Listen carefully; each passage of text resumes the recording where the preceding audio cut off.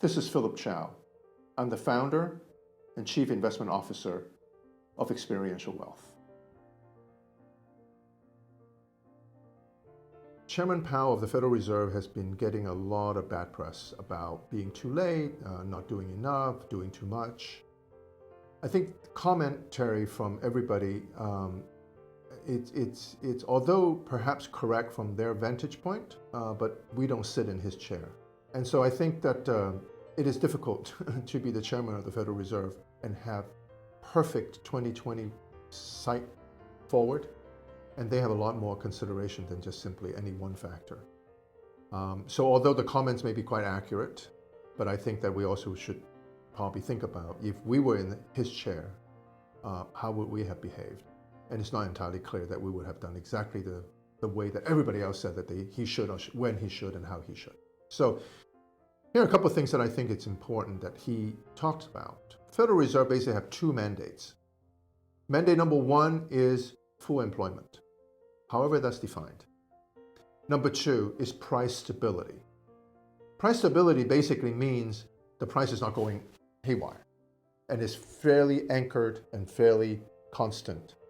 And the word anchor is very, very important as they look back the last 40, 50 years and how they think about inflation.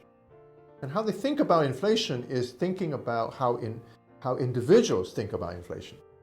So take you and me, for example, and all our family members. How do they think about the future about prices? If I think that this item that I want is going to go up by 15% next month and I need it, I'm most likely to buy it now. Why should I wait another 30 days? That is inflationary because I'd rather buy it now, even though I may not need it this very moment, but because I know prices are going to go up. So hoarding is a type of practice that will cause inflation. And the reason is because my expectation about inflation is no longer anchored. My expectation is not, it's not at a specific number, but it's just worried. The Fed wants to do everything they can to make sure the inflation is anchored at 2%.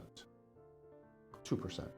Not 5%, not 8%. And they don't want it to go off from 2 because once you move away from 2, who knows where it's going to anchor, right? And that's when you start spending more money buying future goods in today's dollars. And by itself is fulfilling the prophecy of inflation. That's one of the reasons that they are raising rates and they want to be aggressively raising rate. One is to show the public that they mean business about price stability. And number two, wants to make sure that the anchor remain anchored. Number two, I think the Fed is trying to do is to front load the rate increase by really ratchet up the increases now. So we have gone through for a long, I think 80 years, we haven't had a 75 basis point increase. We're going to do it again, another 75 basis point. And we're going to keep going until they start seeing the economy slow enough and unemployment start going up enough to dampen the enthusiasm about the economy. And that is what they are trying to do to show that they mean business. As a result of all that, I think one of the consequences is that means the Fed is not going to be there when the stock market crashes.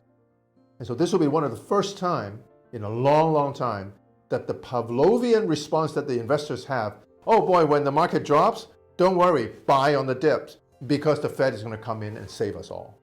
This time, I believe it's not going to happen. I believe that when the stock market drops, the Fed is not coming in, put a lot of liquidity because they're trying to do exactly opposite. They're trying to reduce the froth in the system. So I think that this time, the Fed actions are going to be different than what they have done for the last 20, 30 years.